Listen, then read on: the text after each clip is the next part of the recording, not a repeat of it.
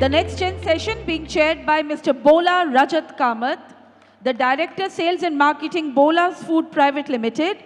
The contributors to this panel are Mr. S.K. Tanbir Uddin, the Director for Burj Al Mannat International.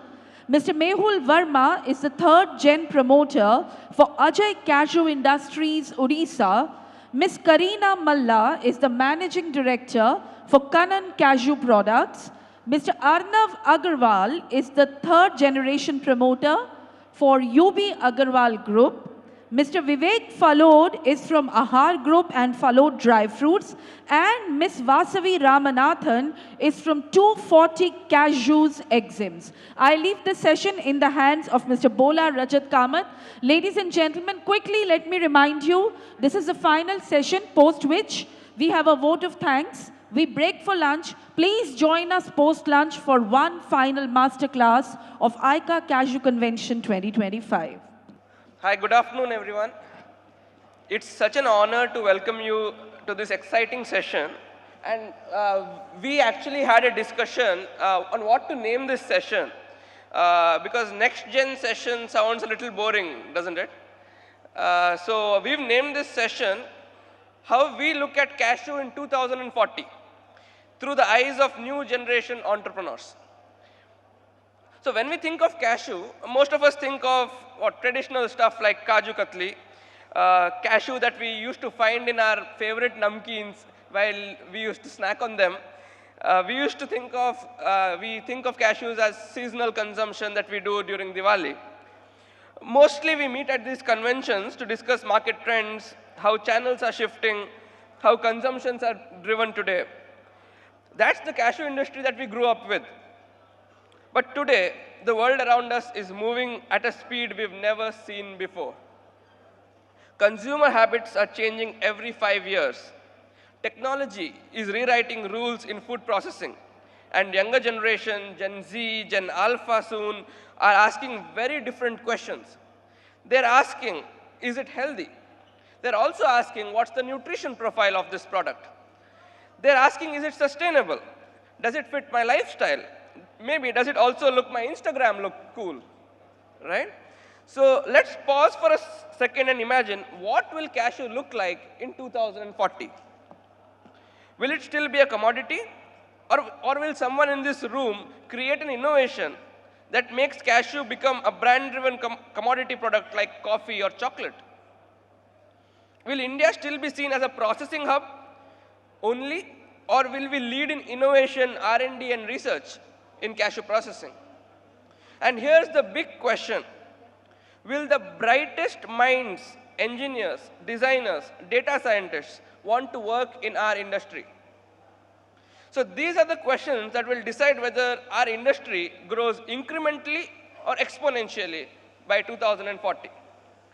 So in today's 30 minutes of session, we'll explore 3 powerful themes that can shape this future. The first one is how is consumer shifting and how can we premiumize, right? How do we move beyond commodity thinking and build brands that make cashew desirable for Gen Z and beyond? The second broad theme is going to be R&D and innovation. Can India take leadership in processing technology, mechanization, and value-added products? And thirdly, and most importantly, we'll talk about talent and careers. How do we make the cashew industry aspirational for young professionals and entrepreneurs to join us? So to answer these questions, we have a truly dynamic panel of 6 next-generation leaders who are already pushing boundaries and imagining the future in their own businesses. So I'd like to start the session here. Thank you. So with that, let's dive in and start with the first theme, that is branding and consumer shift. So we've seen how a single product can actually transform an industry altogether, right? So we've seen the case study of Ferrero Rocher, how a Ferrero Rocher has transformed hazelnut all over the world. We've recently seen how a pistachio has been reformed or completely transformed by the introduction of Dubai chocolate, someone sitting in Dubai. So I'd like to hand over the mic to Kareena here from Kannan Industries and maybe understand from you, being a startup owner, creating plenty of new products, interacting with consumers on a daily basis. How do you see new product development with cashew as a main ingredient, or cashew in general? How do you think we can value add with cashew? It's truly an honor to be speaking in front of all of you today. I'm excited to share the vision that we hold for cashew nuts, right? So to concentrate on increasing the consumption in the coming years, we must move beyond cashew kernels and focus on innovating value-added products, right? So here are few of the ideas that I wanted to mention. Right, so talking about cashew-based beverages, firstly, the cashew apple harvest is going to waste, right? So, and it's highly nutritious. And there's a lot of potential in cashew apple itself, right? We can come up with cashew apple jams and also soda-based drinks, right? There's a huge potential talking about this. There are endless opportunities as well. And talking about cashew-based milk, it's a plant-based alternative, just like almond and oat milk. But cashew-based milk, the availability is very less compared to other plant-based alternatives. It's because there's a long-standing misconception about cashew nuts, saying it's high in unhealthy fats and causes cholesterol issues. But the truth is, what many don't know is cashew nuts are really high in good cholesterol. It has unsaturated fats. There are two types of cholesterols basically. Someone was suggesting before this panel. There are two types of cholesterols, which is HDL and LDL. HDL cholesterol is really good for the body, and cashew nuts are high in HDL. They give good cholesterol to the body, right? So we must actively collaborate with nutritionists and food bloggers and even celebrities to amplify the right message to the public. And talking about, and also we must come up with good awareness projects, awareness campaigns, saying, amplifying the right message to the public. And we must promote cashew nut as a health-conscious alternative, right? And on-the-go snacking culture.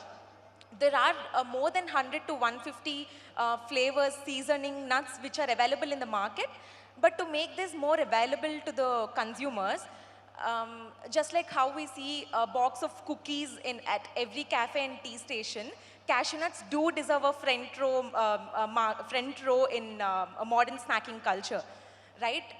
And to make this shift happen, we must again collaborate with bloggers and we must concentrate on social media marketing to make this shift happen. And talking about cashew-based cuisine, has anyone tried lotus stem at a Pan-Asian restaurant or a Japanese cuisine, right? They have marketed this commodity so beautifully that if you go to any restaurant, first they suggest saying it's a very healthy appetizer. Now, we must also come up with indulgent treats based on cashew nuts. We can come up with cashew-based kebab bites and vegan cashew cheesecake and gelatos. In the coming years, we must find these treats, indulgent treats in the restaurants, right? And to showcase the nuts' versatility, we must market it as a premium and health-forward ingredient. And talking about cashew nuts in 2040, how can we picture cashew nuts in 2040? According to studies, around 2.4% of Indian population are identified as vegan. And in future, the percentage can increase rapidly.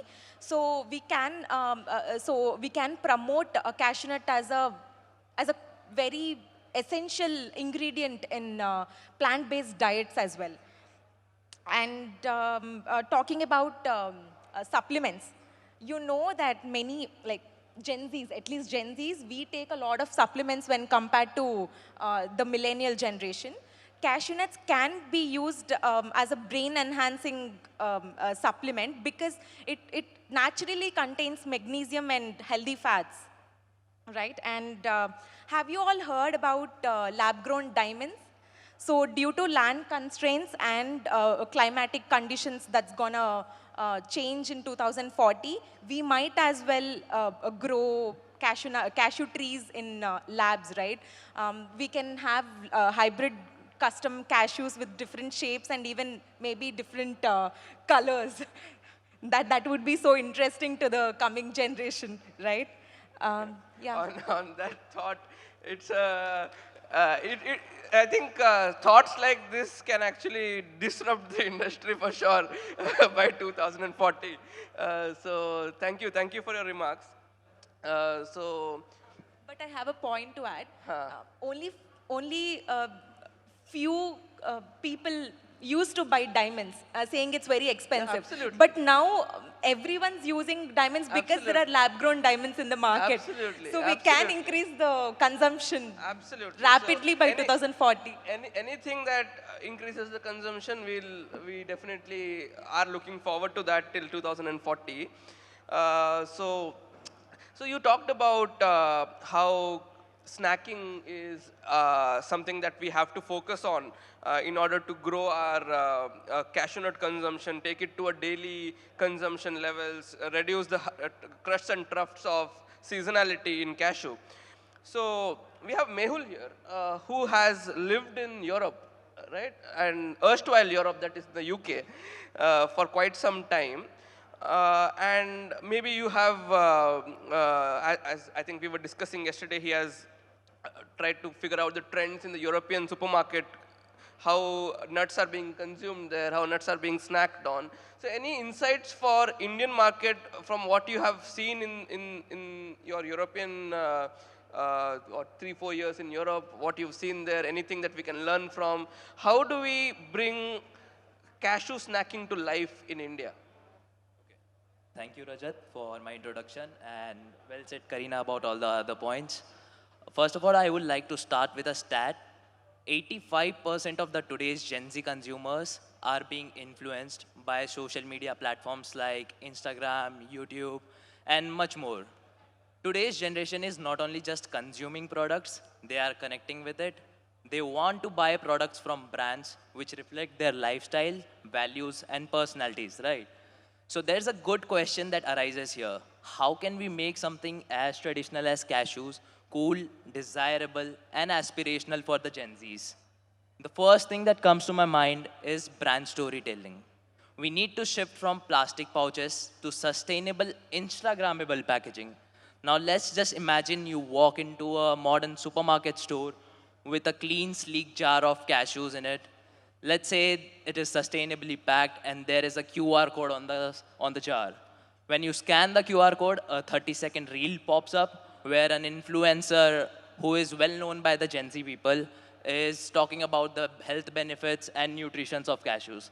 Or let's say we can also talk about the story behind the farmers who grew those cashews. So giving it the origin pride, just like you said about coffees and other commodities. Currently, about the European market, they are just sourcing the nuts from us. They are repacking it, rebranding it, and then selling it 2 to 3 times the price. I think we have to create a brand ourselves in a way which can attract the West consumers. We can bring back those money back into our economy and give it to the people who are in our country, right? We also need to, we can also form a marketing body.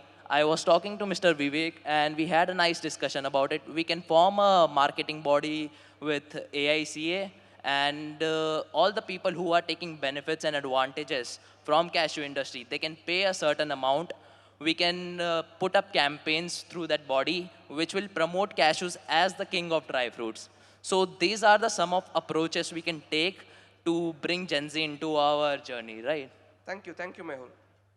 So creating a marketing body is something that I think is a key objective of AICA, as we've seen how, in the previous sessions how Sumit has talked about how we've introduced a lot of dry fruits into India and how that has been marketed.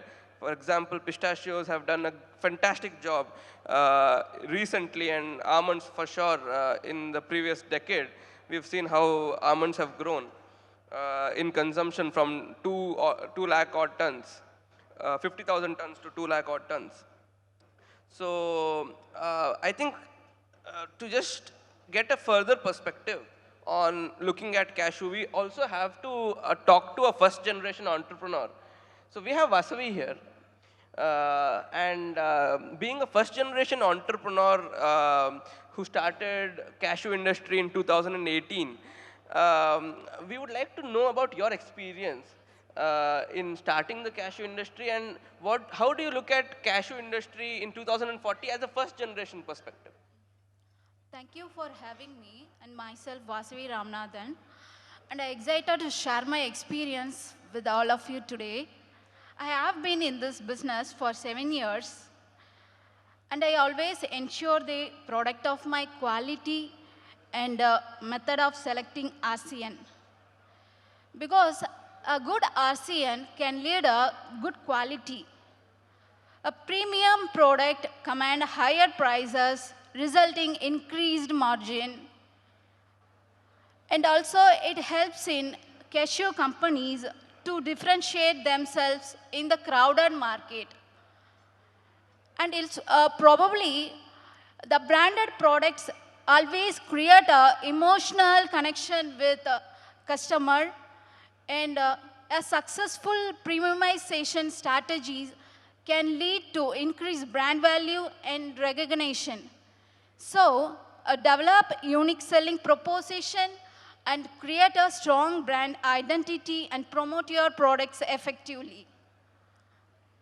And explore new markets, and last, ensure that your product should be consistently meet high quality. And by these strategies, company can enhance their market presence and build lasting relationship with customer. A well-executed approach to branding and quality assurance has a potential to transform a simple product into beloved one. So be active in your audience feedbacks, and creative marketing tactics will further strengthen your brand position in the market. And thank you. Thank you very much. Thank you. So yeah, we actually agree with the point that listening to the customer is extremely important. And I think new ideas and gaps can be figured out in the market only when we listen closely to our customers. So I think that is one way we can actually add value to them and premiumize in this space. Thank you so much, Vasavi. So we have Aarnav here from UB Group. And he's also a third generation entrepreneur. Currently, he's studying in the United States. And in the United States market, I've seen that traceability and sustainability are two key words when we go to any grocery purchase in any of the supermarkets there, right? But traceability is something that we don't really talk about in India, or it's not something that is currently in our priorities for any of India's consumers. So in 2040, do you think Indian consumer would also think about traceability as something very core to them, very important, prioritized option for them? And how do you think current Americans are thinking on the same? And whether you think 2040 Indians will start following the same? See, Rajat, today in India, we process a major chunk of the world's cashew. Correct. Even after that, we are not able to sell it the way we should be selling it. We package it in simple plastic packaging or buckets. We simplify it into grades like W180, 320. It takes the pride and the story away from us, the culture of it. When we talk about cashew, it's such a traditional item for our culture. We use it as gifting. We use it for Diwali mithais. We use it as temple offerings. And yet we sell it like a bulk commodity. So when it comes to modern selling, and if we want to have a successful cashew industry in 2040, we need to focus more on how we are selling the cashew in India. We have to make sure we have Indian-based brands that are standing tall in global markets like Amul. Amul made dairy youthful and emotional for all the Indians. Today, we have to do a similar trajectory for cashew as well. When we talk about Bira, they made beer youthful in India. You know, they marketed it so well. So that is one of the points that I want to talk about. One more thing is that we need to sell cashew not based on specs anymore, but on aspiration. We sell it as a tradition, as it is part of your ritual, not anymore as a spec, a general commodity. Thirdly, we have to modernize our cashew processing. We should not be processing it, we should be processing using renewable energy.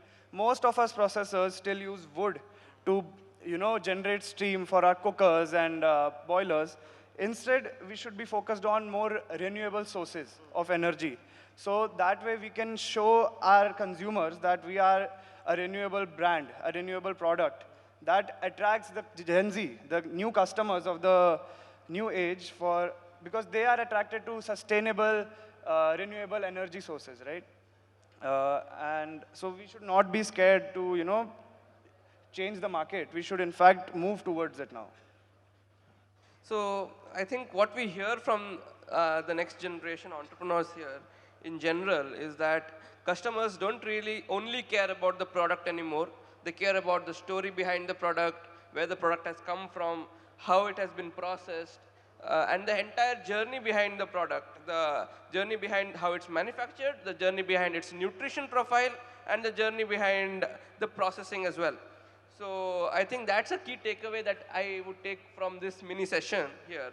And would like to move on to our second part of our session, which is focusing on R&D. So we feel, we've one research and one innovation in cutting machines has resulted in such a massive industry overhaul over the past decade, right? So have we, as an industry, are we looking enough into research and innovation into cashew processing to modernize it, automize it, and improvise it further as labor is getting more and more difficult, origins are getting more and more difficult to handle, and this is, I think, a key topic that we have to discuss on investment in R&D in cashew industry. And we have Vivek here from Ahar Foods. He is currently based in Dubai, and he's working in raw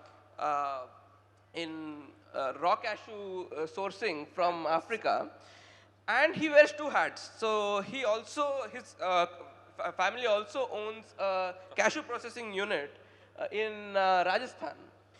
So since he wears both these hats, I would like you to wear your first hat, that of raw cashew source from Africa.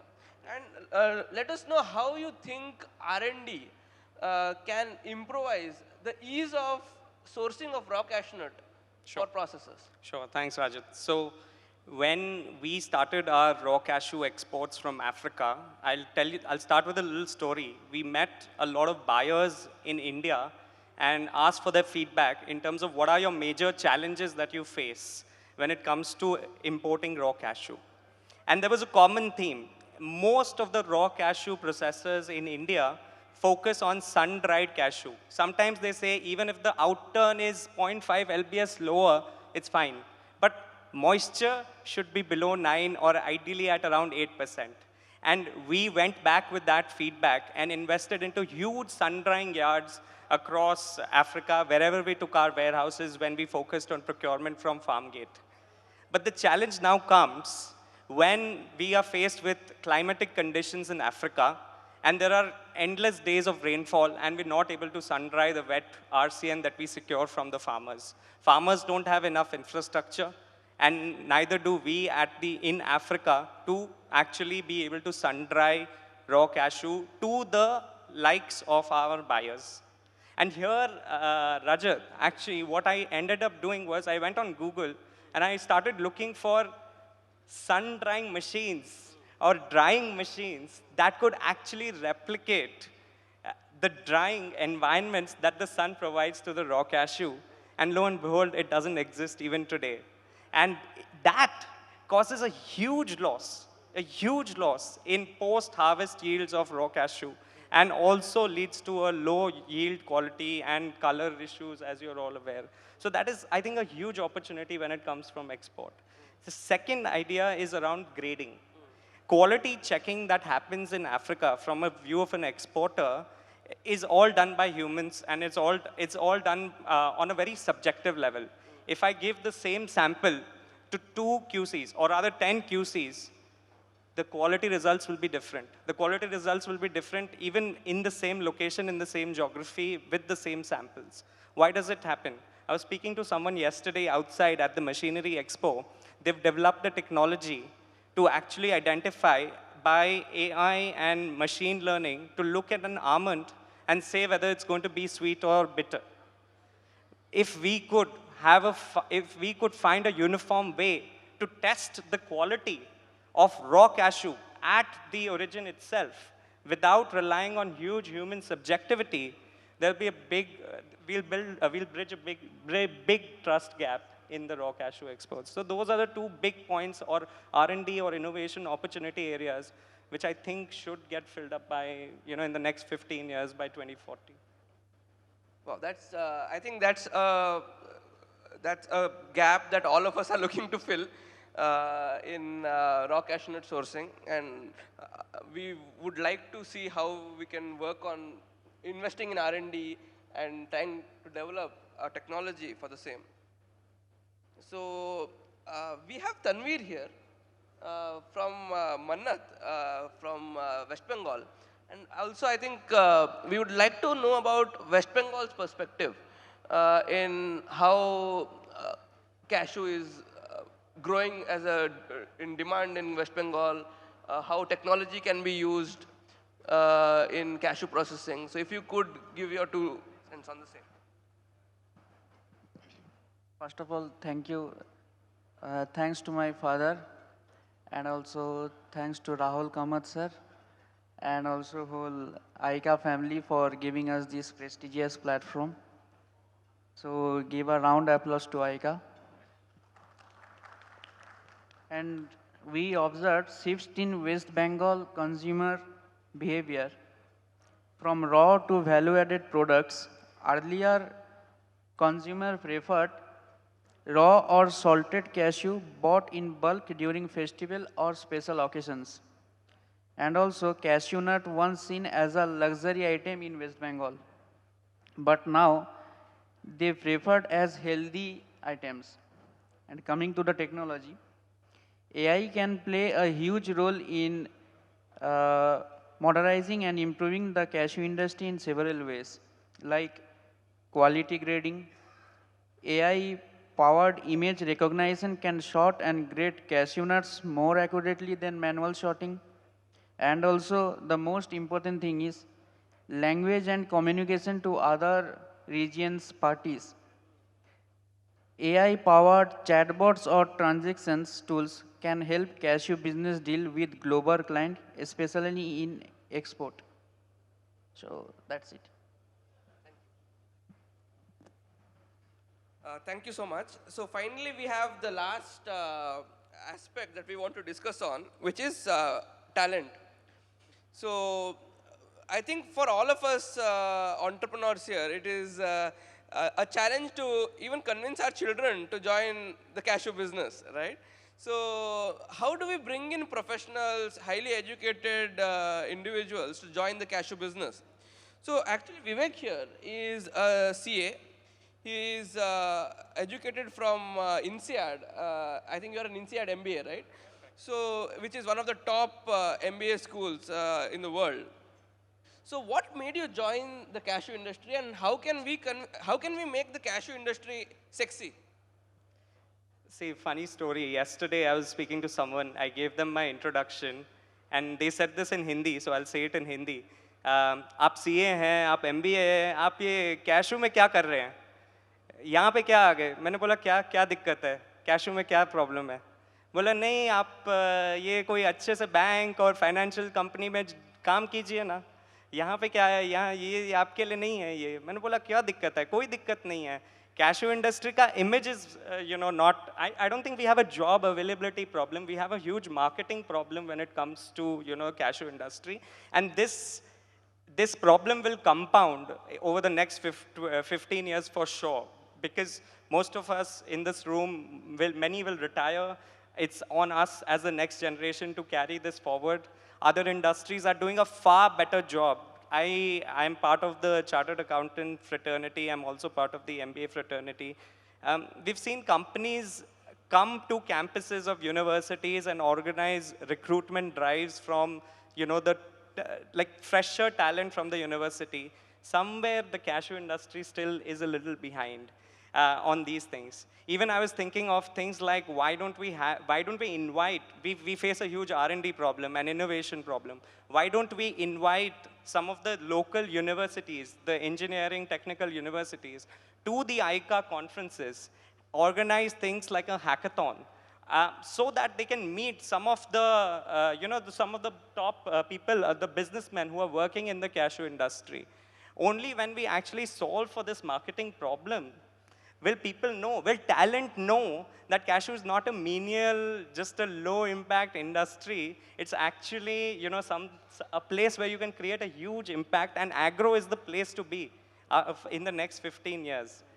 The problem, however, Rajat, doesn't even start at the white collar level. There's a huge problem at the blue collar level as well.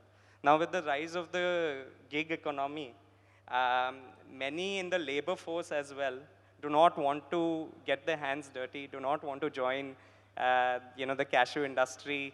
It's the working conditions are not so good. You get your hands black and dirty. It's not an easy place to work.